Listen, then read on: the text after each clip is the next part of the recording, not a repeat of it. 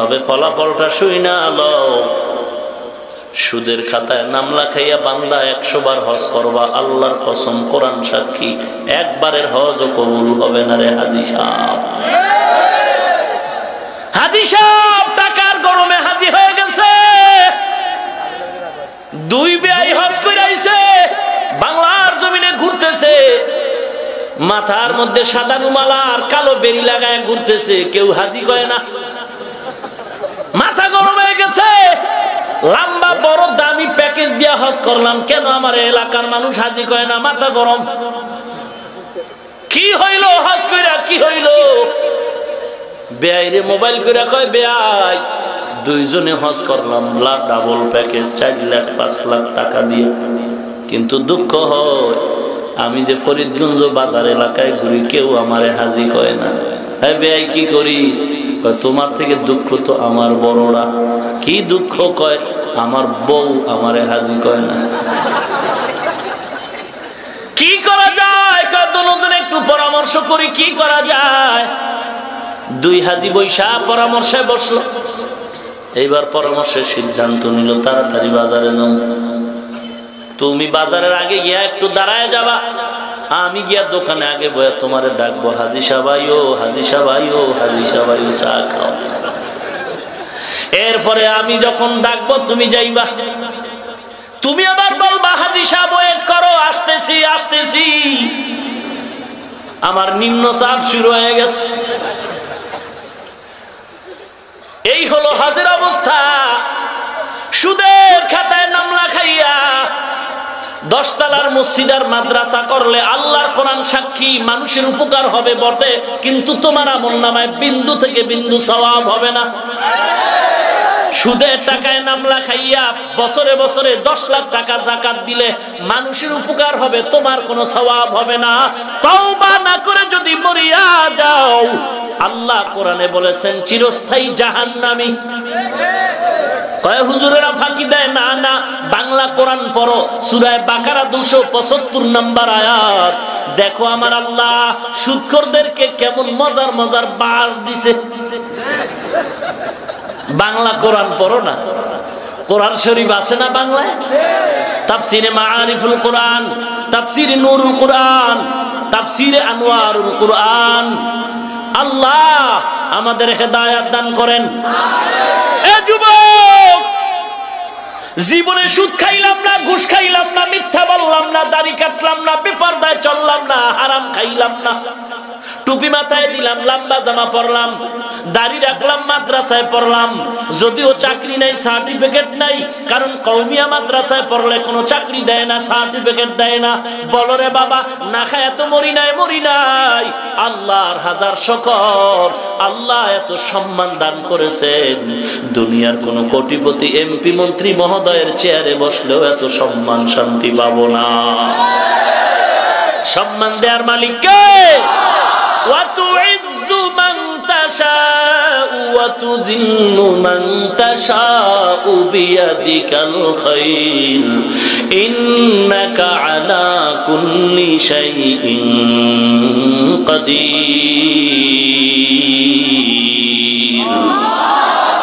এই কালামে জিন্দা কোরআন হাকিম, হিকমতে উলায়া জালসত কদিম, জামিউল ইলমি ফিল কোরআন হাকিম, তাকাসার আনহু আফহামুর রিজালি, বখা কোরআন কালামুল্লাহ বসানো, কদিমাস্তি কদিমাস্তি নইনো। সবাই পড়েন, ওয়ামা আরসালনাকা ইল্লা রাহমাতাল লিল আলামিন।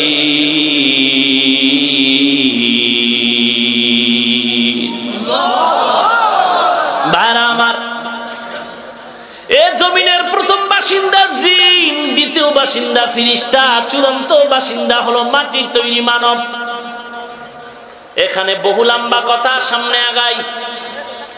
আল্লাহ পাক রব্বুল আলামিন জমিনটা সাজাবার পর আল্লাহ পাক দুনিয়া সুন্দর করলেন, আসমান জমিন সাজাইলেন, আমরা উপরে তাকাইলে দেখি খালি জায়গা। বিজ্ঞানরা বলে এটা মহাশূন্য। দূরত্ব কত বলে? 500 বছরের পথ। খেয়াল করেন আলামিন কাকে বলে তার একটু ব্যাখ্যা বলতেছি। এই যে মহাশূন্যটার দূরত্ব 500 বছরের পথ, আমরা এখান থেকে উপরে যদি কিছু মারি, মাটি মারি, কোন ইটের কণা মারি, নিচে পড়ে যায়। বলে এই 500 বছরের মহাশূন্যের মাঝখানে এমন একটা স্তর আছে, যে স্তরে কিছু রাখলে নিচেও পড়ে না, উপরেও যায় না। বিজ্ঞানরা গবেষণা করে সেখানে স্যাটেলাইট তৈরি করলো। নবীর উম্মত এই স্যাটেলাইট দিয়ে গোটা জগতের খবর নেয়, আর এগুলো ধরে ধরে মানুষের কম্পিউটারে বুঝায় দেয়, মানুষের কাছে প্রচার করে দেয় মিডিয়ার মাধ্যমে। এই যে দূরত্ব 500 বছরের পুরো দূরত্ব এই মহাশূন্য, এর উপরে হলো প্রথম আকাশ। ওই আকাশের মধ্যে আল্লাহ পাক মানুষের খেদমতের জন্য আলো দেওয়ার সূর্য বানাইলেন, চাঁদ বানাইলেন, তারকা।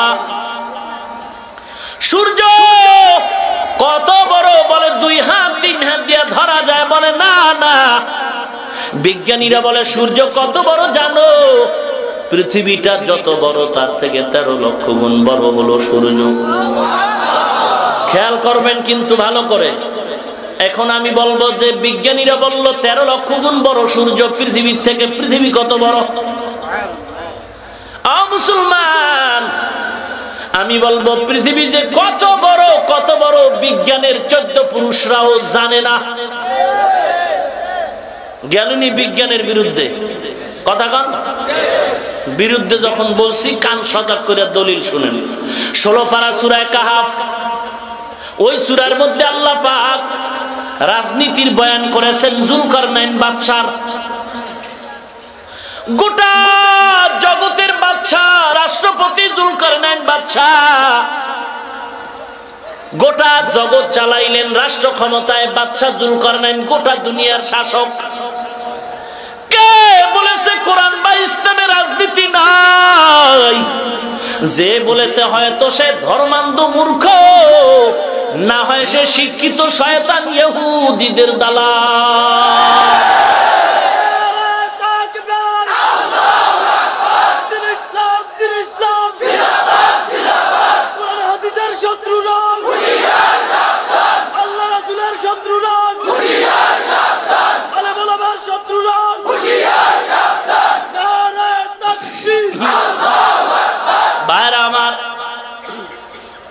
গত বছরও বলেছিলাম পয়গম্বর সুলাইমান বিলকিসের ঘটনা, ইউসুফ জুলাইখার ঘটনা তালাশ করো, বাংলা কোরআন শরীফ পড়ে দেখো রে বাবা। ও সমস্ত ঘটনার মধ্যে আল্লাহ কত মজার মজার রাষ্ট্রনীতির কথা বলছেন। নবীর উম্মত বাদশা জুলকারনাইন গোটা দুনিয়ার শাসক। খেয়াল করেন, বাতাস হলো তার অস্ত্র। বাতাসকে অর্ডার করে আমাকে অমুক জায়গায় নিয়ে যাও, দ্রুত সেখানে হাজির। ঘুরতে ঘুরতে উত্তর প্রান্তে হাজির হয়ে গেছেন ওই বাদশা জুলকারনাইন। গিয়া দেখলেন 2 পাহাড়ের মাঝখান দিয়ে একটা সরু পথ। সরু পথ, পাহাড়ের এই পাশে একদল মাজদুমানরা চোখের পানি ছেড়ে কাঁদে। কি ব্যাপার ও বাদশা?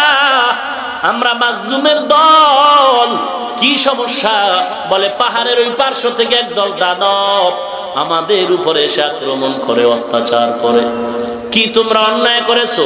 ওরা বলে আমগো কোনো অন্যায় নাই। তাহলে তোমাদের উপরে খামাখা অত্যাচার করে। বলে হ্যাঁ। কেন কেন?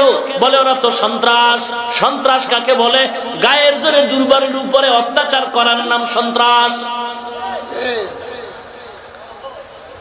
গায়ের জোরে দুর্বলের উপরে আক্রমণ করার নাম টেরোরিজম, সন্ত্রাস। যারা করে সন্ত্রাসী বা টেরোরিস্ট। নবীর উম্মত আজকে বলে সন্ত্রাসী করে, হামলা করে, আর বলে ইসলাম জঙ্গি ট্রেনিং দেয়। না না, ইসলাম জঙ্গিবাদীর দল না, কোরআন জঙ্গি ট্রেনিং দেয় না। নবীর উম্মত সন্ত্রাস নামের এই ক্যান্সার বন্ধ করার জন্য দুনিয়াতে কোনো মেডিসিন নাই। মেডিসিন নাই, একটা মেডিসিন হলো, সেটার নাম হলো জিহাদ। সন্ত্রাস নামের ক্যান্সার বন্ধ করার এক একমাত্র মেডিসিন হলো জিহাদ।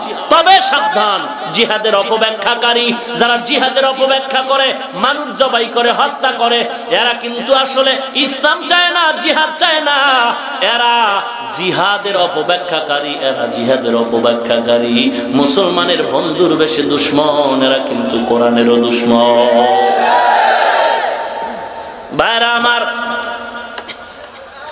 মুসলমান নবীর উম্মত, আল্লাহ রাব্বুল আলামিন বলেন তাকায় দেখ, বাদশা যুলকারনাইন ওদের বলে তোমাদের এখন কি সমস্যা? বলে এই সমস্যা। যুলকারনাইন এদের সমস্যা থেকে বাঁচাবার জন্য লোহা জোগাড় করলেন, হাজির করলেন।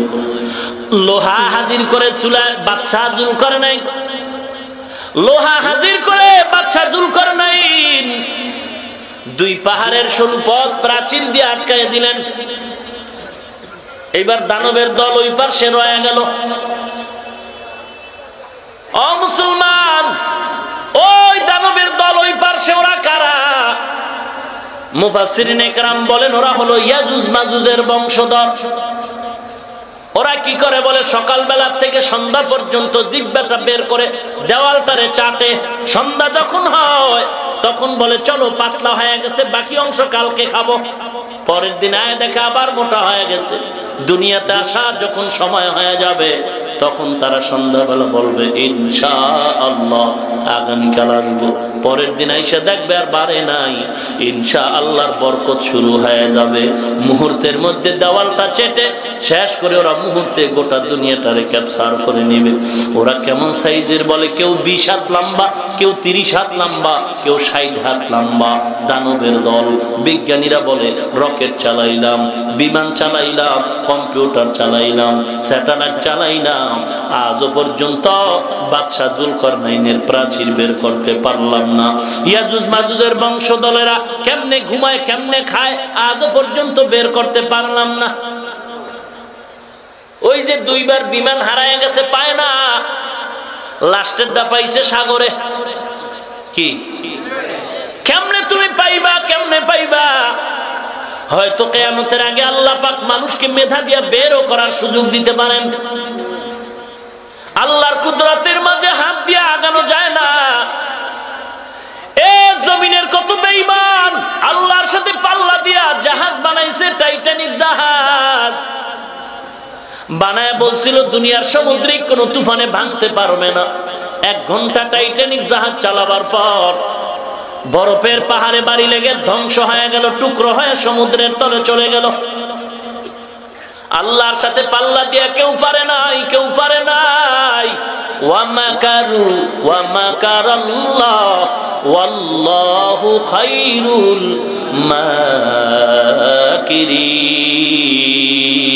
মাকিরিন। আল্লাহর সাথে পাল্লা দিয়ে পারেছে কেউ? ও ভাই, পেরেছে কেউ? পারবে না? না, পারবা না রে বাবা। আল্লাহর সাথে পাল্লা দিও না, সাবধান। ও নবীর উম্মত, তাহলে পৃথিবীটার থেকে 13 লক্ষ গুণ বড় সূর্য। এরা যে 13 লাখ বানাইলো কেমনে?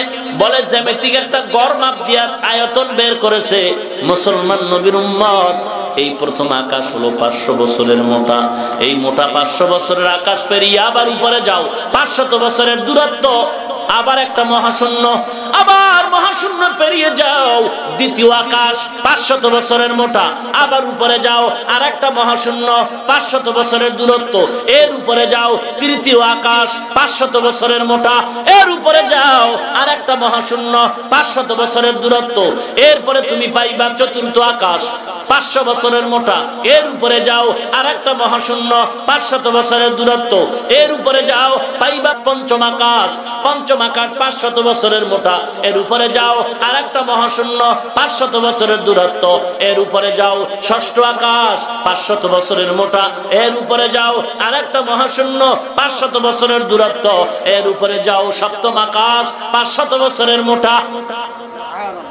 500 বছরের মোটা সপ্তম আকাশের উপরে যাও, আল্লাহ পাক ওই আকাশের উপর একটা ঘর বানাইছেন, নূরের ঘর, নাম হলো বাইতুল মামুর।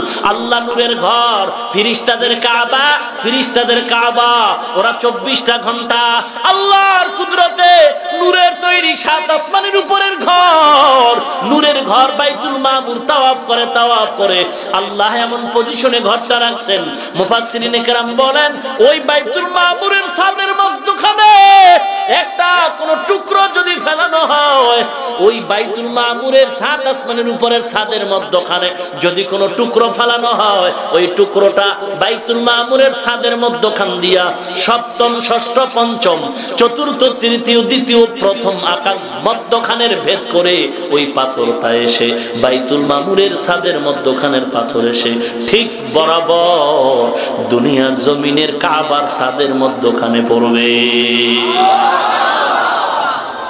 নবীর উম্মত আর উপরে কি বলে, আর উপরে একটু আগাইলে সিদরাতুল মুনতাহা বর্ডার এলাকা, ওখান থেকে আর উপরে যাওয়ার কোনো সুযোগ নাই, আল্লাহর অনুমতি সাপেক্ষে যেতে পারবা। ওখানে যাওয়ার পরে জিবরাইল আমিন ব্রেক, ইসরাফিল ব্রেক, আজরাইল মালাকুল মাউত ব্রেক, ও মুসলমান মিকাইল ব্রেক, আর সামনে যাওয়ার উপায় নাই। বলে তাহলে তার উপরে কি আছে, কি আছে? হাদিস তালাশ করলে পাওয়া যায়, মায়ার নবী বর্ণনা করেছেন ওই সিদরাতুল মুনতাহা বর্ডারের উপরে যাও, এর উপরে দেখবা খালি জায়গা, খালি জায়গা, অন্ধকার, অন্ধকার, অন্ধকার, অন্ধকার।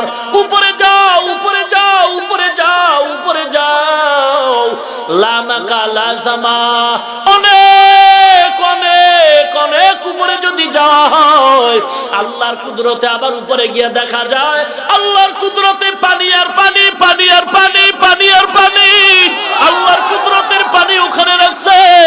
ওই পানি খালি না, খালি না রে, খালি না। আল্লাহর কুদরতের পানির উপরে আল্লাহ কুদরতের কারিশমা দিয়া আল্লাহ পাক নূরের তৈরি আরশ পানির উপরে দাঁড় করায় রাখছে। ও মুসলমান নবীর উম্মত, আরশটা 4 ফেরেশতা কাঁধে নিয়ে দাঁড়ায় আছে। কয়জন? কেউ বলে 6 ফেরেশতা, কেউ বলে 4 ফেরেশতা। নূরের তৈরি ফেরেশতা আল্লাহর আরশটা নিয়ে দাঁড়ায় আছে 4 জন। ওদের কাঁধের উপরে আল্লাহর নূরের তৈরি আরশ, আর তাদের পাও হলো 7 জমিনের নিচে।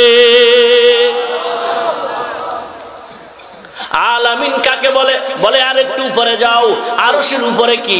নিচে পানি, উপরে কি? আল্লাহু আকবার। উপরে যাও, উপরে যাও, বলে আল্লাহর নূরের তৈরি আরশ পেরিয়ে যখন উপরে যাও, উপরে যাও, উপরে যাও, আল্লাহ পাক রব্বুল আলামিন আরশ থেকে অনেক উপরে, অনেক উপরে, অনেক উপরে আল্লাহ পাক তৈরি করে রাখছেন নূরের তৈরি চেয়ার বা কুরসি। আল্লাহ পাকের নূরের তৈরি চেয়ার, ওই চেয়ারটা খালি না, খালি না। আল্লাহর কুদরতের নূরের তৈরি চেয়ারের চতুর্পার্শ্বে আল্লাহ পাক পর্দা টানাইছেন, পর্দা টানাইছেন। একটা পর্দা না, একটা পর্দা না, 70,000 নূরের পর্দা টানাইছে। একটা পর্দা 500 বছরের লম্বা, একটা পর্দা মোটা 500 বছর, 2 পর্দার মাঝখানে খালি জায়গা 500 বছর। ও মুসলমান, আল্লাহ 70,000 নূরের পর্দার মাঝে চেয়ার বানাইছেন। আল্লাহর ওই কুদরতের চেয়ারটাও 4 ফেরেশতা নিয়ে দাঁড়ায় আছে। ফেরেশতার পা 7 জমিনের নিচে। আমার আল্লাহ, আমার আল্লাহ মায়ার নজর করে বললেন, ও জিবরাইল যাও, যাও, যাও, আমার মায়ার নবীরে আমার কাছে নেওয়ার দরকার, আমার নবীর একটু দেখানো দরকার। যাও, জান্নাত থেকে একটা বোরাক নিয়ে যাও, জান্নাতের বোরাক নিয়ে পয়গম্বরের দরজায় পৌঁছায় দাও। বাইতুল্লাহ হুয়া হুকুম জিবরাইল কো यूशे तब बोराके के जन्नत से कर इंतखाब सजा उसको ज़ोर से तू ताब पा फिर उसको तू काबा में ले करके जा। आगाबो आरो आगाबो। मुसलमान नबीर उम्मत जिब्राइल জান্নাত থেকে সংক্ষেপ বলি লম্বা কথা, বোরাক নিয়া পয়গম্বরের দরজায় হাজির। আমার নবী উম্মে হানির চাচাতো বোনের ঘরে ঘুমন্ত নিদ্রাচ্ছন্ন। আমার নবীকে জিবরাইল ডাকছেন। এখানেও বহু কথা আছে, কেমনে ডাকলেন, কি কোয়ালিটিতে ঘুমের মানুষ সজাগ করা হয়। ডাক দেয় নাই, জোরে জোরে চিল্লায় নাই। মুসলমান, জিবরাইল আমিন আল্লাহর নবীকে সজাগ করার পর আল্লাহর আগমনী বার্তা শুনায় দিছেন, পয়গম্বর আল্লাহর বাড়ি আপনার বেড়াইতে যেতে হবে। আমার নবী রেডি হয়, জমজম পানি দিয়া পয়গম্বর ওযু বানাইলেন। এরপরে একটা কদম টান মাইরা আল্লাহর নবী মক্কা থেকে বাইতুল মুকাদ্দাস চলে গেলেন এক কদম। ও মুসলমান, সেখানে গিয়া 2 রাকাত নামাজ পড়লেন, ইমামতি করলেন আমার পয়গম্বর। কে আমার নবী ইমাম হলেন, কিন্তু সবার অন্তরে চাহিদা ছিল আদম নবীও সেখানে হাজির, সব নবীরাও হাজির। চাইছিল আদম নবী আজকের ইমামতি যদি আমি করতে পারতাম। আল্লাহ বলেন, জিবরাইল যাও যাও, আমার নবী যেখানে হাজির থাকবে, উপস্থিত থাকবেন, নবীর সামনে অন্য কারো ইমামতি করা হারাম। এ বন্ধুগণ, যারা বলেন নবী আপনার বাড়ি আসে, মসজিদে আসে, ঘরে আসে, আপনার স্টেজে নবী আসে, কি দুঃখ গো। কেউ বা না জানি আবার চেয়ার রাখে, চেয়ারে এসে নবী বসবে। ওরে নবী যদি চেয়ারে বসা থাকে, আমি কি বসে থাকতে পারি চেয়ারে? না রে বাবা না, এগুলো প্রলাপ বকার কিচ্ছু না। আমার নবীর সামনে ইমামতি করা হারাম, হারাম, হারাম, হারাম। যারা বলো তঙ্গ মিলাদে, তঙ্গ মসজিদে নবী আসে, তাহলে নবীরে যদি উপস্থিত মনে করো, ইমামতি করা তোমার হারাম। হয়তো ইমামতি ছাড়ো, না হয় নবীরে হাজির নাজির বলা ছাড়ো। ও নবীর উম্মত, আয়াত নাজিল হয়ে গেছে, সাহাবায়ে কেরাম নবী বসে আছে, কোরআনের আয়াত নাজিল হয়ে গেছে, ইয়া আইয়ুহাল্লাযীনা আমানু লা তারফাউ আসওয়াতাকুম ফাওকা সাওতিন নাবিয়্যি ওয়া লা তাজহারু লাহু বিল কওল কাজাহরি বাযিকুম লিবায আন তাহবাতা আমালুকুম ওয়া আনতুম লা তাশউরুন। আল্লাহ পাক আয়াত নাজিল করলেন, মুমিনদের জানায় দেন, নবী যেখানে উপস্থিত, নবী যেখানে হাজির, নবীর সামনে উচ্চ আওয়াজে কথা বলা হারাম। সাহাবায়ে কেরাম বলুন তো, বেহুদা কথা বলতেন নাকি? অনর্থক কথা বলতেন নাকি? সাহাবায়ে কেরাম তো কাজের কথা বলতেন, অকাজের কথা বলতেন না। তাদেরকেও নিষেধ করা হলো, রাসূল যেখানে হাজির ওখানে উচ্চ আওয়াজে কথা বলা যাবে না। যেমন আমরা একে অপরের সাথে বলি, এমন আওয়াজ করা যাবে না।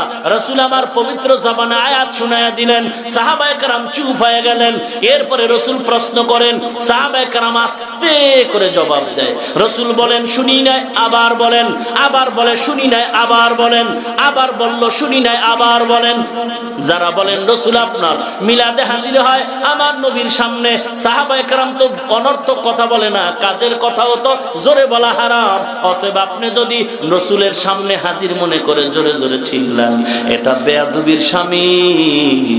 হয়তো চিল্লানি বন্ধ করো, না হয় রাসূলের হাজির বলা বন্ধ করে দাও। ভাইরা আমার, আমি কিন্তু গালাগালি করছি কেউ রে? না না, গালি দেওয়া হারাম, গালি দেওয়া। আর আমি দিব কা? দুশ্মন কেন মানুষ গালি দেয়, ঠিক না? আপনাদের সাথে তো আমার দুশ্মনী নাই। আমি তো চাই আল্লাহ ভোলা মানুষ সব আল্লাহওয়ালা হয়ে যায়। আর যদি আমার দুশ্মনী থাকে যে সব পিড়ায় জাহান্নামে দিয়ে আমি একা গিয়ে হেন আর আমি মুরগি খামু, তাহলে দুশ্মনী ভাগ থাকলে না আপনারে খারাপ বলতে পারে। আর যদি আমার অন্তরে নিয়ত থাকে, ভাইজান সবাই আল্লাহর পথে আসেন, তাহলে আমার খারাপ ব্যবহার করলে তো আসবেন না। আমার নবী বলছেন, ভালো ব্যবহার করো, ভালো ব্যবহার। মাত্র 13 বছরের প্যাকেজ দিয়া আমার নবী মক্কা বিজয় করছেন, মদিনা স্বর্ণের মদিনা বানাইছেন, ভালো ব্যবহার। ও রাসূলের উম্মত, কেন তুমি গালি দাও? এত রাগ কেন তোমার? কাকে তুমি গালি দাও? আল্লাহর নবীও তো নিষেধ করেছেন, বহু আলোচনা আপনাদের আগে পিছে শুনাইছি। অতএব কোনো গালাগালি নাই। ও মুসলমান, আমার নবী যদি সামনে আসে, তুমি যদি দাঁড়ায় যাও, আমার আল্লাহ তো সামনে হাজির নাকি হাজির না? কয়দিন থাকে? কথা বলেন। আল্লাহর সম্মান নবীর থেকে কম বেশি? তো নবীর যদি দাঁড়াইতে আইলে তো আল্লাহ তো সব সময় হাজির, সব সময় দাঁড়ায়। আল্লাহ আপনি দয়া করে আমাকে আগে হেদায়েত দান করেন, আপনাদেরকেও করেন, গোটা নবীর উম্মতদের হেদায়েত দান করেন, জবানকে হেফাজত করার তৌফিক দান করেন। কাউকে গালি দেওয়ার নিয়ত নাই, তারপর অজান্তে কোনো কথা যদি আমার বের হয়ে যায় আল্লাহর ওয়াস্তে আমি ক্ষমা চেয়ে নিলাম। ভাইরা আমার, ও নবীর উম্মত, আল্লাহর নবীকে বাইতুল মুকাদ্দাস থেকে উপরে নিয়ে গেলেন। প্রত্যেক আকাশে দুইটা দরওয়াজা আছে। কয়টা দরওয়াজা? প্রত্যেকটা দরওয়াজার মধ্যে তালা লাগানো আছে, দারোয়ানও দাঁড়ানো আছে। দরজাগুলো স্বর্ণ, জমরদ, ইয়াকুত পাথর দ্বারা সাজানো। তালাগুলো নূরের তৈরি তালা। সব তালার চাবি হলো বিসমিল্লাহির রহমানির রহিম।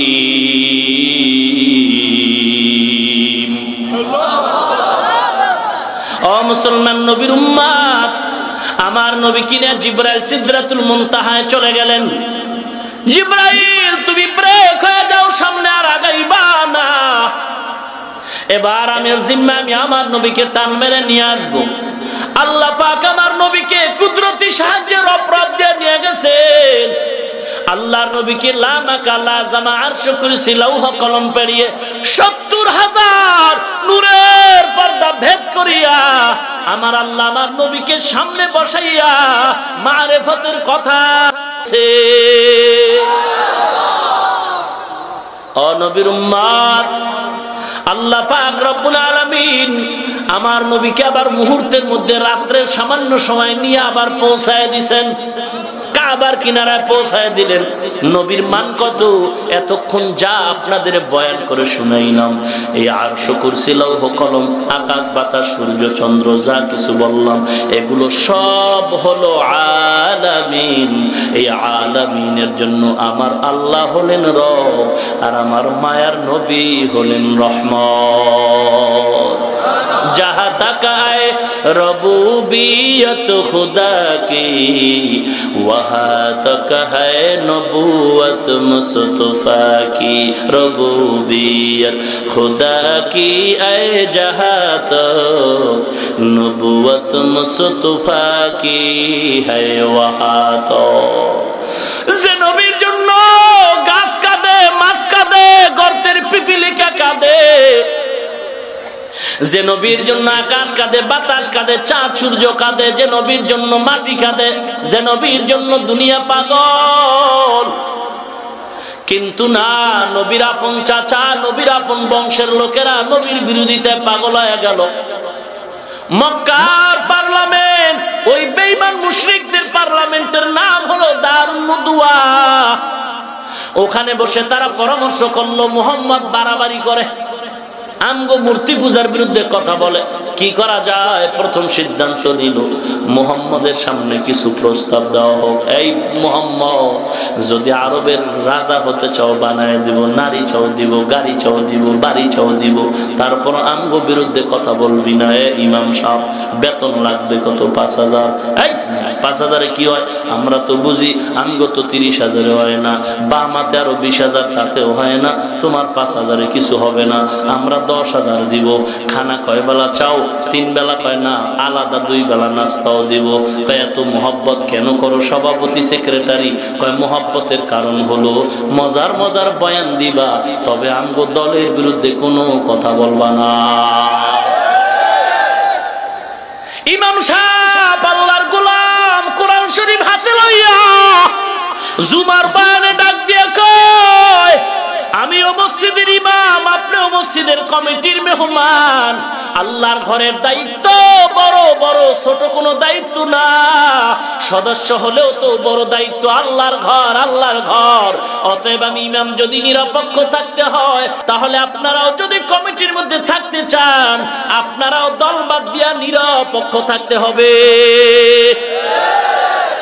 এতক্ষণ ১০,০০০ টাকার গান শুনাইলাম, কারে দিয়ে আরো চিল্লায়। কি দুঃখ, কি দুঃখ গো। ও নবীর উম্মত, মুহাম্মাদের কাছে প্রস্তাব দেওয়া হলো সাল্লাল্লাহু আলাইহি ওয়াসাল্লাম, এ আব্দুল্লাহর সন্তান, আরবের কি চাও? বাড়ি চাও, গাড়ি চাও, নারী চাও, সব দিব, আমগো বিরুদ্ধে কিছু বলবা না। আল্লাহর নবী একটু গভীরভাবে যদি চিন্তা করতেন, ক্ষমতাটা তাল মিলাইয়া নিয়েই এরপরে সাইজ করুন। নবী চিন্তা আমার থেকে আরো গভীরে করেছেন যে ওদের সাথে তাল মিলাইয়া যদি উপরে উঠা যায়, তাল মিলাইয়া বাতিল হক এক হতে পারে না, বাতিলের সামনে হক মাথা নত করতে পারে না। যদি মিলিয়েই যায় এমন বান্দা পইরা যাব, এখন স্বাধীনভাবে যা বলি তখন তাও বলতে পারবো না। মায়ার নবী বলে তো স্বার্থের গুল্লি মারি কালেমার কথা বলবো, বাতিলদের বিরুদ্ধে অ্যাকশন চলবে।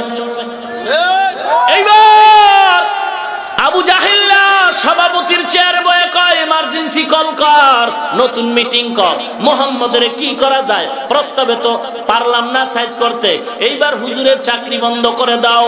না বান্দা, না না, আমগো চাকরি বন্ধ না রে বাবা, আমরা চাকরি কেন বন্ধ করবি? আমরা আল্লাহর কসম, আল্লাহর কসম, আল্লাহর কসম, আমরা চাকরির জন্য লেখাপড়া করি নাই, ডাউলের পানি খেয়েছি, কত কষ্ট করে পড়েছি।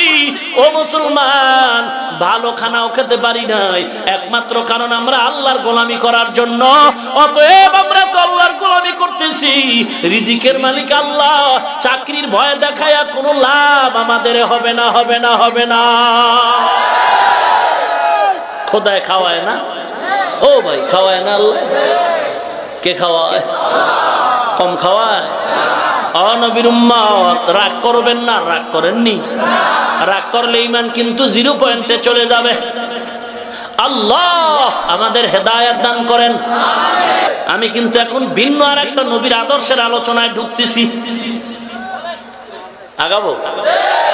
পরে না আবার আয়াত, ওয়া মা আরসালনাকা ইল্লা রাহমাতাল লিল আলামিন।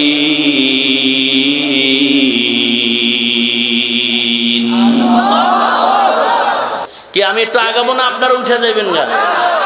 আল্লাহ আমাদের সব ভাইকে কবুল করেন।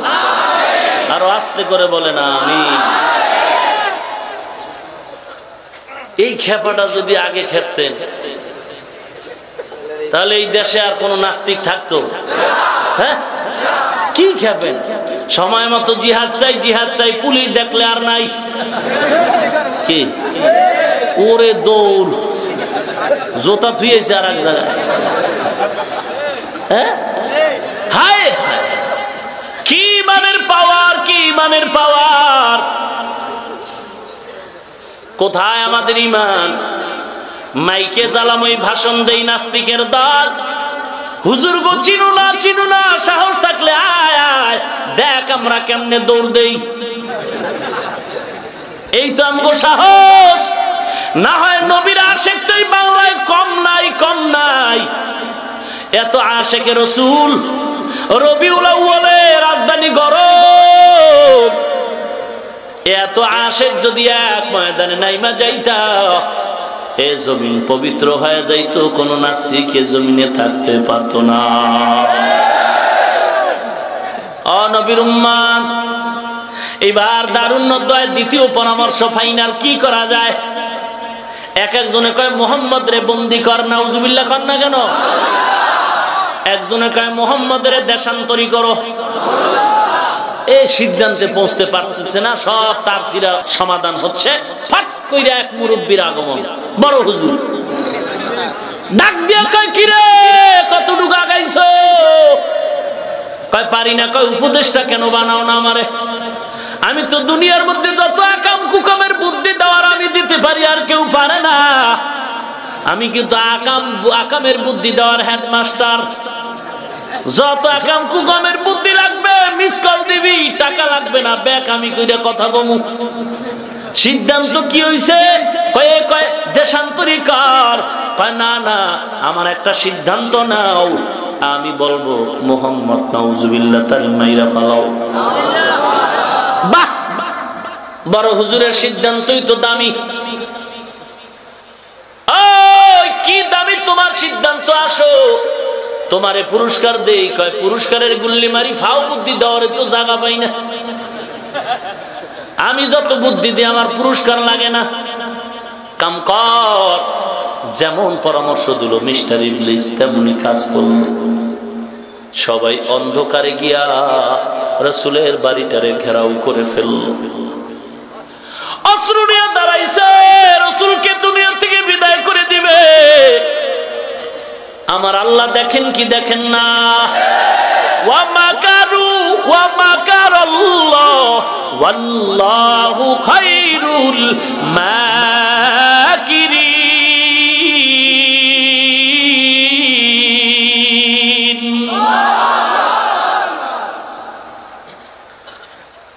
আল্লাহ জানায় দিছে, নবী গো রেডি হয়ে যাও, বেঈমানদের পরামর্শ চলতেছে তোমাকে মারবে,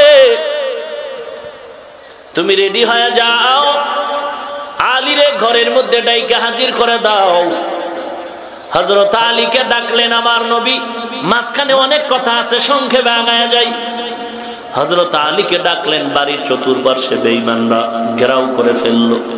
আমার নবী আলীকে বলে, আলী আল্লাহর অর্ডার হয়ে গেছে, আমার কাছে মানুষের আমানত সব তোমার হাতে নিয়ে নাও, সব হাতে নাও।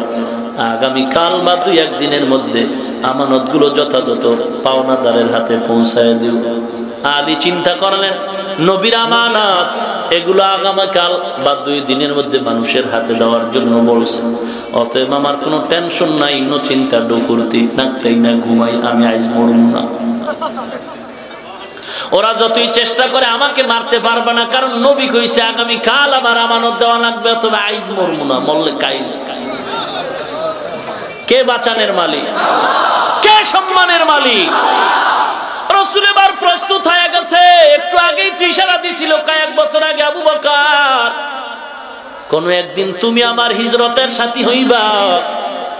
কিছু কিছু সাহাবায়ে কেরামদেরকে আল্লাহর নবী আগে পাঠায় মদিনায় যাও, কোন একদিন আমারও যাওয়া লাগবে, আস্তে আস্তে চলে যাও।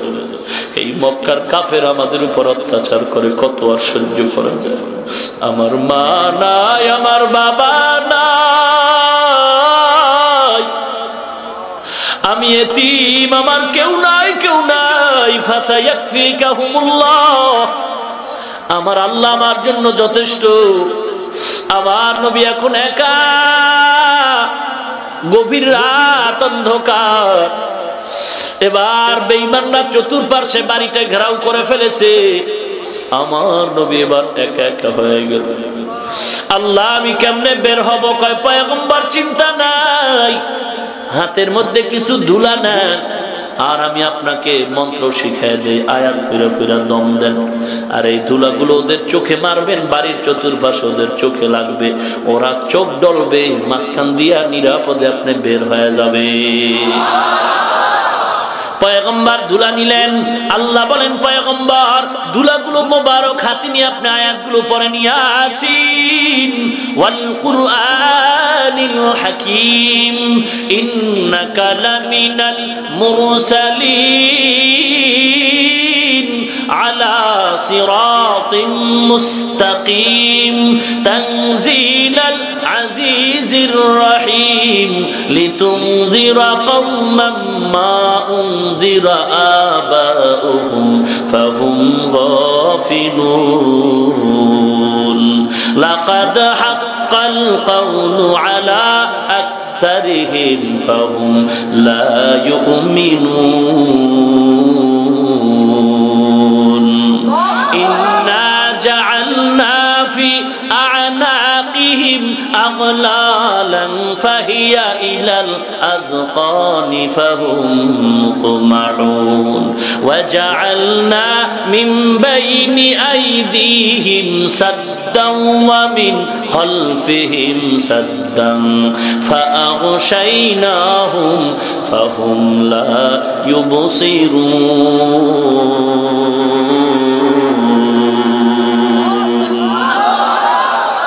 কালামে জিন্দা কুরআনে হাকিম হিকমতে ও লা ইয়াজালাসতু কাদিম। হৃদয় বিদারক কথা, নবীর মক্কার ভূমি ছাড়ার কথা, জন্মভূমির জন্য কত মায়া, অন্তরে কত মায়া। আমি সারা বাংলাদেশে বয়ান করতে যাই, ওই বাংলাদেশের শেষ প্রান্ত বর্ডার কক্সবাজার টেকনাফ, বয়ান করে যখন দোয়াটা করে বসি, দেখি কাতারে কাতারে বিডিআর আইসা সালাম দেয়, আর হাতটা ধরে চোখের পানি ছেড়ে কয়, হুজুর গো, আপনি আমাদের দেশের, আমিও আপনার দেশের। হুজুর আপনার বয়ান শুনে কলিজা ঠান্ডা হয়ে গেছে। দোয়া করবেন, আমরা চাকরি করি, আল্লাহ যেন হেফাজত করেন। দেশি মানুষ পাইলে কত টান, কত টান। যারা হজে যান, দেশি মানুষ পাইলে হাজিরা কত, এলাকার সৌদি বিদেশিরা কত খুশি। ও নবীর উম্মত, আল্লাহর নবী মোবারক জবান দিয়া মোবারক ধুলা হাতে নিয়ে যখন দম করলেন, পয়গম্বর ধুলাগুলো চতুর্দিকে ছিটায় দিলেন। ওরা চোখের মধ্যে চোখ ডলে, আল্লাহর নবী নিরাপদে বের হয়ে গেছেন। ওরা টের পায় না আমার নবী বার দ্রুত কদম দিতেছেন, আগাইতেছে। মায়ার নবী একা একা অন্ধকার, কিন্তু না, রাস্তায় কোনো আলোর দরকার নাই, কারণ আমার নবীর চেহারার মধ্যে এত আলো, এত আলো। অন্ধকার পথ যেন রসুলের চেহারা মোবারকে আলো হয়ে গেল। আমার নবী বিদায়ের বার্তা জানায়, কাবা, ও কাবা, এই জীবনে কত কষ্ট করেছে এই জমিনে, মা হারাইলাম, বাবা হারাইলাম রে কাবা, পারলাম না থাকতে, আমার মালিকের অর্ডার হয়ে গেছে, বেঈমানের অত্যাচার, আমি হক প্রতিষ্ঠার জন্য আমি হিজরত করি রে কাবা। আমার নবী পেছনে ফিরে ফিরে চায় আর সামনে যায়। জন্মভূমির জন্য যে মায়া, কি মায়া! রাসূলের চোখ মুবারক দিয়া পানি পড়া শুরু হয়, আর বলে, কাবা, আজ বড় কান্না নিয়ে যাই, একদিন আমি হাসি দিয়া বিজয়ের পতাকা উড়াই ঘরে আসবো রে কাবা। আমার নবী আবু বকরের ঘরের কিনারায় গিয়া ডাক দিলেন, আবু বকর। একটা ডাক দেওয়া মাত্র আবু বকর বের হয়ে গেল। আমার নবীকে সালাম দিলেন, লাব্বাইকা ইয়া রাসূলুল্লাহ, আমি আবু বকর হাজির। নবী বললেন, আপনি কি ঘুমান না? আবু বকর বলেন, পয়গম্বর, বহু আগে আপনি একদিন আমাকে ইশারাতান বলেছিলেন একদিন হিজরতের সাথী হব। আল্লাহর কসম, আপনার মহব্বতের কারণে আজ পর্যন্ত আমি দরজার কিনারে দাঁড়ায় থাকি, একটা রাত্র আমি বালিশের সাথে পিঠ লাগায় ঘুমাই দাঁড়িয়ে। ও পয়গম্বর, আমি আবু বকর একা না, একা না, আমার মেয়েটাও ঘুমায় না, ঘুমায় না। নবী আমার শুধু মেয়েটাও না, আপনার সফরের জন্য একটা সাওয়ারি আমি উঠ রাখছি, এটাও ঘুমায় না। সারা রাত অপেক্ষা করতেছি, কখন আমার নবী এসে ডাক দিবে, আবু বকর। আর আমি যদি ঘুমায় থাকি, নবী বড় কষ্ট পাবে। আমি আবু বকর ঘুমাই না, আমার মেয়েটাও ঘুমায় না। নবী গো, উঠো, ঘুমায় না, তাকায় থাকে পথের দিকে, নবী কখন আসবে? নবীর উম্মত, কেমন মায়ার নবীর উম্মত হইলাম। নবীর জন্য উট কাঁদে, নবীর জন্য মাছ কাঁদে, কেমন নবীর উম্মত। ওই নবীর মায়া অন্তরে কেন ঢুকাইতে পারলা না রে বাবা? যদি নবীর জন্য মায়া হইতো, কাফনের কাপড় নিয়ে নাইমা যাইতা রাসূলের দুশমনকে জবাই করার জন্য। দুনিয়ার অপরাধীদের ফাঁসির দাবি নিয়ে রাত দিন নারী পুরুষ ছোট থেকে বড় না খাইয়া ঘুমাইরা রাজধানীর রাস্তায় রাস্তায় স্লোগান দিতে যদি পারে, ওরে মুসলমান, এই দেশটা তো মুসলমানের দেশ, কিসের ভয়? নবীর দুশমনকে জবাই করার জন্য ফাঁসির দাবি নিয়া মুসলমান কেন তোমরা রাস্তায় নামতে পারলা না? কপাল কিন্তু খারাপ, খারাপ। একদিন কিন্তু তোমার জবাব দিতে হবে। আমার নবীরে গালি দেয়, তুমি ঘুমাও। যদি আজকে নবীর মোহাব্বতের রাস্তায় নেমে যাইতাও, ওই দুশমনের বিচার এতদিন এই জমিনেই হয়ে যাইতো।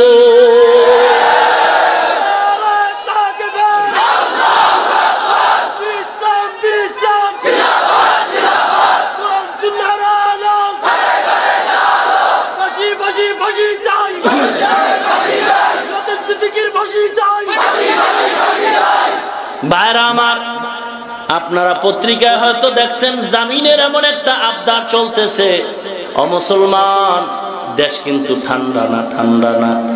আমারে গালি দাও সহ্য করব, আমার আব্বারে কিছু বলো ধৈর্য ধারণ করব। এ বান্দা, মরণ তো একবার হবে, একবার হবে। সন্তান মাকে সকাল 10টায় বলে, মা আমি একটু ফরিদগঞ্জ বা চাঁদপুর যাই, 2 ঘন্টা পরে আসবো। 1 ঘন্টার সময় মোবাইল উঠছে, মা কানের মধ্যে লাগায় শুনে কান্নার আওয়াজ। ডাক দিয়া বলে, কে কাঁদতেছো, কি ব্যাপার? বলে, তোমার সন্তান সবে মাত্র সাদা কাপড়ের বাসিন্দা হয়ে গেছে। এলাকার মা বোনেরা, ও বৃদ্ধ বাবাজিরা, ও কলিজার টুকরা আমার যুবক ভাই, ঘুমানোর সময় নাই, ঘুমানোর সময় নাই। যদি ঘুমায় থাকো আরো কিন্তু বিপদ আসতেছে। অতএব এখন থেকে রেডি হও, রেডি হও, কাপনের কাপড় কিনে রেডি হও। আর মা বাবার সালাম দিয়া দাও, ও মা আমারে যদি দেখো আমি ঘুমের বিছানা নাই, আমারে খুঁজবা না, খুঁজবা না। কারণ আমার নবীর দুশমন একটু ঢুকছে, আবার বের হইতে চায়। আমরা মুসলমান এই জমিনে থাকবো আর নাস্তিক আরাম করবে, হতে পারে না গো মা। আমি কাপড় কিনে রেডি হয়ে গেছি, যতক্ষণ পর্যন্ত নবীর দুশমন বেঈমানের বাচ্চাটারে জবাই করে কুকুরের নাস্তা বানাতে পারবো না, ততক্ষণ পর্যন্ত গো মা আমি নবীর আশায় তোমার দরজায় আসবো না, আসবো না, আসবো না।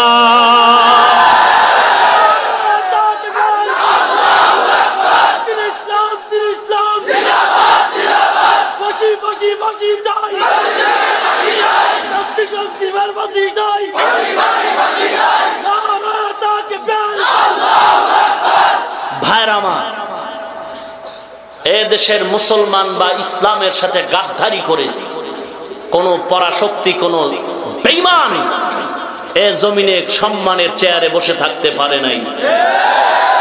অতএব আমাকে বলো, আমার পীরকে বলো, যাকে বলো, একটু ধৈর্য ধারণ করে মেনে নিব। নেওয়ার কথা না, নিব। কিন্তু রাসূলের ব্যাপারে, কোরআনের ব্যাপারে, ইসলামের ব্যাপারে, মাদ্রাসার ব্যাপারে আল্লাহ না করুন, আল্লাহ না করুন, আল্লাহ না করুন। আমার আব্বাও যদি বলে জবাই করার জন্য আমি একাই যথেষ্ট।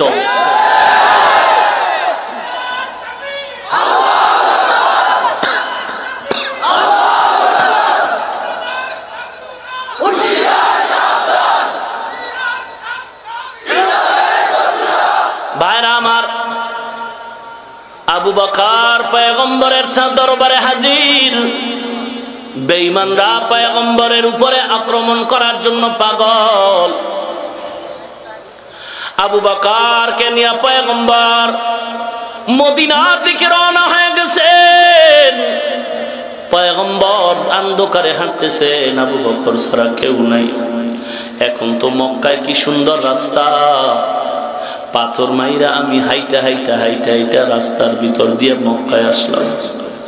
কি সুন্দর পাহাড়ের ভিতরের রাস্তা, ফ্যান লাগানো, কোনো গরম নাই। যদিও রোদ্রের তাপমাত্রা বেশি, কিন্তু রাস্তা কত সুন্দর। ওই সময় রাস্তা নাই, পাথরের জমিন, চতুর্পাশে পাহাড় আর জঙ্গল। আমার মায়ার নবী আস্তে আস্তে করে হাঁটতেছেন। আবু বকর একবার ডানে যায়, বামে যায়, সামনে যায়, পেছনে যায়। পয়গম্বর বলেন, আবু বকর আপনি এমনটা কেন করেন? বলেন, শত্রুর ভয়। আমি যখন সামনে যাই আমি ভয় পাই, পেছন দিক দিয়ে না জানি শত্রু আঘাত করে। আমি আবু বকর থাকবো আর আপনারা আঘাত করবে, এটা হতেই পারে না রে পয়গম্বর। যদি শত্রু কোনো আঘাত করতে চায়, প্রথম গুলি আমি আবু বকর নিব, তারপরে আপনার, এর আগে হবে না রে পয়গম্বর। আবু বকর আমার নবী কিনা কদম দিয়ে আস্তে আস্তে করে হেঁটে হেঁটে একটা গুহার কিনারায় দাঁড়াইছেন। রাত শেষ হয়ে গেল, আমার নবী একটু বিশ্রামের জন্য দিনের বেলা গুহার মধ্যে ঢুকতে চান। আবু বকর একটু দেখেন ভেতরে কি অবস্থা। আবু বকর ঢুকলেন, পরিষ্কার করলেন। আমার নবী গুহার মধ্যে প্রবেশ করলেন। গুহার মধ্যে প্রবেশ করার পরে আমার নবী ক্লান্ত, মায়ার নবী হেঁটে হেঁটে কত কষ্ট রাত্রিবেলা। কাফেরেরা ঘুরতেছে, কই মুহাম্মদ তো নাই। আবু বকর যখন ভেতরে আমার পয়গম্বরকে নিয়ে ঢুকছেন, আল্লাহর কুদরতি হেফাজতের মাধ্যমে গুহার মুখের মধ্যে মাকড়সার জাল, কবুতরের ডিম তা দেয়। আবু বকরের পা মোবারকটা এভাবে সোজা করে দিলেন। মায়ার নবীর মাথা মোবারকটা আবু বকরের উরু মোবারকের উপরে রেখে একটু ঘুম পড়ে গেলেন। আমার নবী তন্দ্রাচ্ছন্ন। আবু বকর তাকায় দেখলেন চতুর্দিকে ছোট ছোট ছিদ্র দেখা যায়, না জানি কোন শত্রুর আঘাত হয়ে যায়। আবু বকর কাপড় ছিল গায়ের চাদর ছিঁড়ে ছিঁড়ে ছিদ্র বন্ধ করে, কাপড় ছিঁড়ে ছিঁড়ে ছিদ্রগুলো বন্ধ করতেছে। কাপড় শেষ, তবে একটা ছিদ্র এখনো বন্ধ করা হয় নাই, ছিদ্র এখনো শেষ হয় নাই, কাপড় নাই। আবু বকরের অপর পায়ের গোড়ালিটা দিয়া ছিদ্রটা বন্ধ করে রাখলেন, চেপে ধরলেন। আল্লাহর কুদরত, ওই গর্তে ছিল একটা সাপ। অনেকদিন পর্যন্ত অপেক্ষা করতেছিল আমার মায়ার নবী এই গর্তে একদিন আসবেন, তার সাথে একবার মোলাকাত করব। সাপ আমার নবীর সাথে মোলাকাত করার অপেক্ষা, কিন্তু না না, আবু বকরের পা মোবারক দিয়া আটকান। সাপ এবার দেখা করতে চায়, আবু বকরের পায়ে আঘাত করে, আমার একটু সুযোগ দাও, মায়ার নবীর যদি দেখতে না পারি আমার কলিজা ঠান্ডা হবে না। আবু বকর পা সরায় না। সাপ এবার সিদ্ধান্ত নিল, যদি পায়ে দাগ বসায় দিতে হয়, বেয়াদবি হলো আমি মায়ার নবীরে না দেখা ছাড়ব না। সাপ সিদ্ধান্ত নিয়ে দেরি না করে পয়গম্বরের ঘুমন্ত অবস্থায় আবু বকরের পায়ের গোড়ালির মধ্যে যখন দাঁত বসায় দেয়, আবু বকর এখনো পা সরায় না, নড়াচড়া করে, নবীর কষ্ট হবে ঘুমের। আবু বকর পা না সরায় বিষের যন্ত্রণা সহ্য করতে পারে না রে আবু বকর, দাঁত কামড়ায় বসে আছেন। আবার মায়ার নবী আবু বকরের রুর উপরে মাথা মুবারক রেখে ঘুমায়। আবু বকর দাঁত কামড়ায় বিষের যন্ত্রণা সহ্য করতে পারে না। কেমন নবীর আশেক হইলা রে মুসলমান। আবু বকরের চোখের পানিগুলো দরদর করে পড়তেছে। আবু বকরের অজান্তে একটা চোখের ফোঁটার পানি পয়গম্বরের চেহারা মুবারকে পড়ল। মায়ার নবী চোখ খুলে তাকায় দেখে আবু বকরের চোখের পানি। আমার নবী বসলেন, আবু বকর আপনি কেন কাঁদেন? আবু বকর বলেন, পয়গম্বর এই ছিদ্রগুলো কাপড় দিয়া বন্ধ করলাম, একটা ছিদ্র দিয়া পা দিয়া খেয়ে রাখলাম, পারি নাই, সাপ আঘাত করেছে। আমার নবী দেরি না করে বলে, পাটা আমার সামনে আগায় দেন। আমার মায়ার নবী লালা মোবারক দিয়া যখন কাটা ঘায়ে লাগাই দিল, সাথে সাথে বিষটা পানি হয়ে গেল। আমার নবী বলেন, আবু বকর পাটা সরায় দেন, সাপ আসো। সাপ এইবার মানুষের মতো জবান খুলে গেল কথা। সাপ ডাক দিয়া বলে, পয়গম্বর বেয়াদবি ক্ষমা করবেন, আমি বুঝতে পারি নাই, আপনি আমার মহব্বতের, আমি বহুদিন ধরে এই গর্তে অপেক্ষা করি আপনার দর্শনের জন্য। আবু বকর আমাকে দেয় না, আমি পাগল, দেখার জন্য বড় পাগল পয়গম্বর।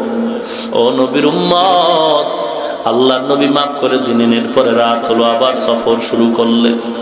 14 দিন লাগায় পয়গম্বর এভাবে জায়গায় জায়গায় একটু বিশ্রাম করে মদিনার পথে। আর ওদিকে মদিনার সবাই পাগল, মায়ার নবী আসতেছেন রহমাতুল লিল আলামিন।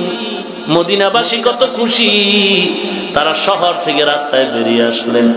আমার নবী উটের উপরে সফর করে যাচ্ছেন। রাসূলকে মদিনার কিনারায় নেওয়ার পরে টানাটানি, এক এক সাহাবা এক এক মদিনাওয়ালা বলে, আমার বাড়ি, আমার বাড়ি। ও মুসলমান, আল্লাহর নবী বললেন, উট যেদিকে যায় সে বাড়ি যাব। আমার নবীর আনসার সাহাবী আবু আইয়ুব আনসারীর ঘরে গিয়া দাঁড়ান।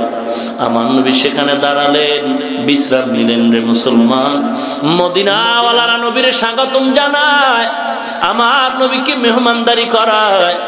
মুসলমান, মদিনা শহরের আগে রাসূলকে মদিনাওয়ালারা যেখানে মেহমানদারি করাইছেন, ওই থেকে আজ পর্যন্ত বছরে বছরে কোটি লক্ষ লক্ষ হাজি যখন যায়, মদিনায় যখন যায়, আমার নবীর ওই মদিনাওয়ালারা যেখানে মেহমানদারি করাইছে, এখনো কোটি কোটি ওই থেকে আজ পর্যন্ত সকল হাজিদেরকে গাড়ি থামায়া ওই মদিনাওয়ালারা এখনো মেহমানদারিটা করাইতেছে। নবীজির মুহাব্বত কাকে বলা হয় হে মুমিন? আমার নবী চলে যাইতেছে মদিনায়। এখন মদিনা ধন্য, মদিনা ধন্য। মদিনার দাম অনেক বেড়ে গেল। ইমাম মালিক রাহমাতুল্লাহি আলাইহি 70 বছর মদিনায় সময় কাটাইছেন। 70 বছর ইমাম মালিক কখনো জুতা পায়ে পরিধান করেন নাই। ইমাম মালিক মদিনায় জুতা কেন পরেন না? মদিনার আসে, মদিনায় ইমাম মালিক কেন জুতা পরিধান করেন না? ইমাম মালিক বলে, মদিনার যেখানে আমি যাই পয়গম্বরের সুন্দর রওজার মিশক আর আম্বরের গন্ধ পাই। মদিনা নাম কত সুন্দর,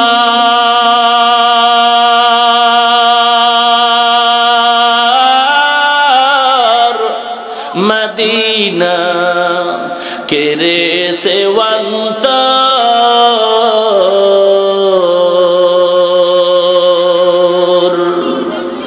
মদিনা নাম কত সুন্দর,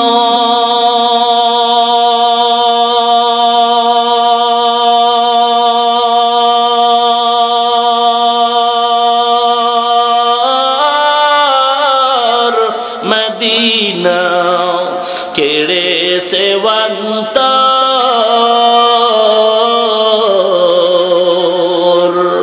পাখিরি নেয় ডানা থাকলে, পাখিরি নেয় ডানা থাকলে যেতাম মদিনায়, মদিনা যাইতে পারলাম না, মদিনা দেখতে পারলাম না, মদিনা যাইতে পারলাম না। আমি অসহায় তাই এত দূরে রই, শুধু সালাম জানাই, মদিনা যাইতে পারলাম না, মদিনা দেখতে পারলাম না। মদিনায় যেতে চান কি চান না? চোখের পানি ছেড়ে কাঁদো হে মুমিন, একদিন না একদিন আমার আল্লাহ তোমাকে ধাক্কা দিয়ে মদিনায় পৌঁছায় দিবে রে। আসে আমার নবীর রওজায় দাঁড়াইলে চোখের পানি রাখা যায় না, রাখা যায় না। ওই মদিনা কত মায়ার, কত মায়ার, কত মায়ার। ও নবীর উম্মত, সালাম পৌঁছাও, সালাম পৌঁছাও। আর আল্লাহকে বলো, আল্লাহ গো একবার তুমি মদিনায় নাও, কাবা ঘরটা তৈরা লাব্বাইক বলার তৌফিক দাও।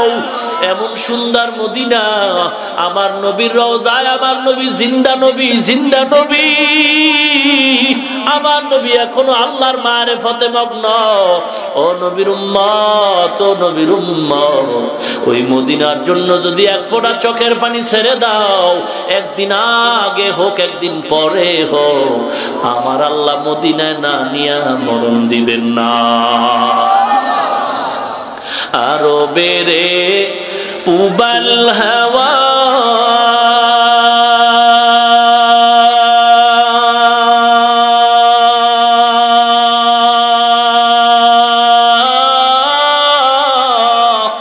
পশ্চিমে করে ধাওয়া,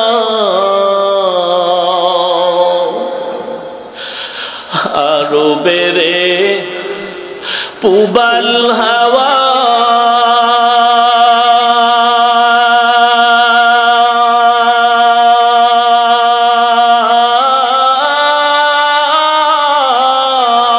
পশ্চিমে করে ধাওয়া।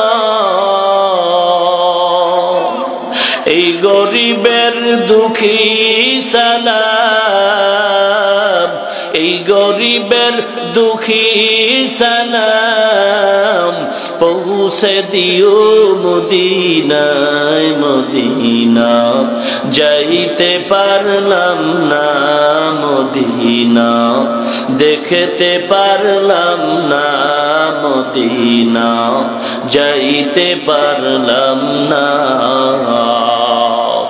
আমি অসহায় তাই এত দূরে রই, শুধু সালাম জানাই, মদিনা যাইতে পারলাম না মদিনা, দেখতে পারলাম না মদিনা, যাইতে পারলাম না। সাহাবায়ে কেরাম পাগল হয়ে দৌড়াইতেছে, নবী না থাকলে আমরা থাকি কি লাভ? ওমর চিল্লায়, আলী চিল্লায়। আলী আমার নবীর হাত মুবারক ধরে আস্তে আস্তে করে নিরাপদ জায়গায় নিয়ে যায়। ওমরকে বলে তুমি যাও, ময়দানটারে থামায় দাও রে ওমর। ও মুসলমান, এদিকে বেলাল যুদ্ধে যায় নাই, আল্লাহর নবী বলেছেন তুমি আজান দিও, মসজিদের মধ্যে আজান দিও। বেলাল আজান দিতেছে, হঠাৎ করে হাইয়া আলাস সালাহ, এমন টাইমে কানে আওয়াজ, মদিনার নবী দুনিয়ায় নাই, চলে গেছে। বেলাল আজান তো একটা দৌড় দিছে, এমন জোরে দৌড় দিছে, চিৎকার দিয়ে কয় দুনিয়াতে থেকে কি লাভ হবে আমার? আমি কার জন্য আজান দিব? যেই আল্লাহর নবীর জন্য এই দুনিয়ায় দিন পাইলাম। ও নবী না থাকলে আমি বেলাল থেকে লাভ নাই। বেলাল উহুদের ময়দানে দৌড়ায় শাহাদাত বরণ করার জন্য। ও নবীর উম্মত, এদিকে আল্লাহর নবীর সাহাবী হানজালা বাসর ঘরে বিবাহের রাত্র গোসলখানায় গিয়ে শুনে নবী নাই, নবী নাই। বিবির ডাক দিয়ে কয় লঙ্গি কাপড় নাও, তরবারি দাও, আমার নবী না থাকলে বেঁচে থেকে কোনো লাভ নাই। এবার হানজালা দৌড়ায় চলে গেল, বিবির অনুরোধ তাও মানলো না। হানজালা শাহাদাত বরণ করেছে। পয়গম্বর বলে ও সাহাবায়ে কেরাম, যারা শাহাদাত বরণ করেছে তাদের বিনা গোসলে কবর দেন। ময়দান থেকে এক মহিলা ডাক দিয়ে কয় পয়গম্বর, হানজালা নামের মানুষটারে আপনি গোসল ছাড়া কবর দিবেন? আমি হানজালার বিবি, ও নবী গো, আপনার মহব্বতে গোসল না করে, ফরজ গোসল না করে দৌড়ায় আপনার মহব্বত। আমার নবী ডাক দিয়ে কয় দেখ দেখ হানজালার লাশ কোথায়, গোসলের ব্যবস্থা করে দাও। গাইবি আওয়াজ, গাইবি আওয়াজ ডাক দিয়ে কয় ও পয়গম্বর, যেই হানজালা বিবির মায়া ত্যাগ করে দৌড়ায়, ওই হানজালার গোসল দুনিয়ার পানি দ্বারা হবে না, হবে না, হবে না। ওই হানজালার গোসল জান্নাতের পানি দ্বারা হয়ে গেছে। কান্দিয়া ব্যাকুলো রে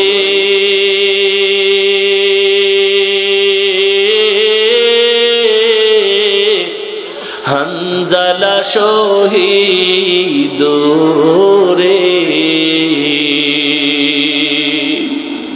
কলিজা ভেঙ্গে সেরে সেই জঙ্গে ওহুদে, নবীর সাহাবী ছিলেন হানজালা নামেতে, তিনি শহীদ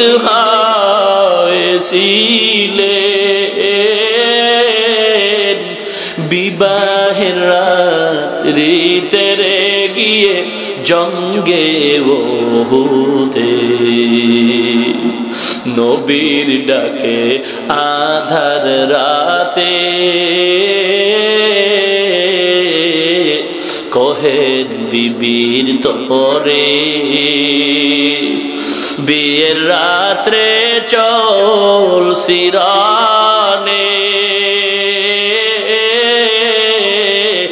বিদায় দেওয়া মারে রে যাব জঙ্গে ওহুদে।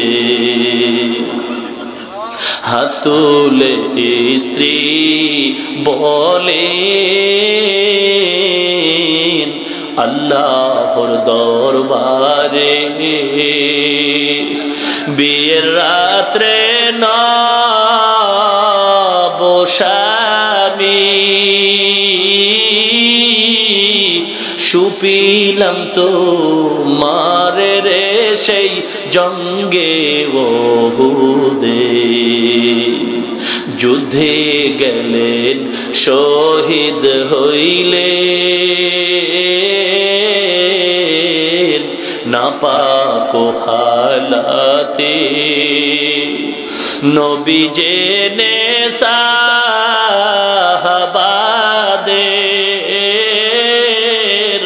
বলেন গোসল দিতে রে সেই জঙ্গে ওহুদে অমনি গাইবি আওয়াজ নবীজি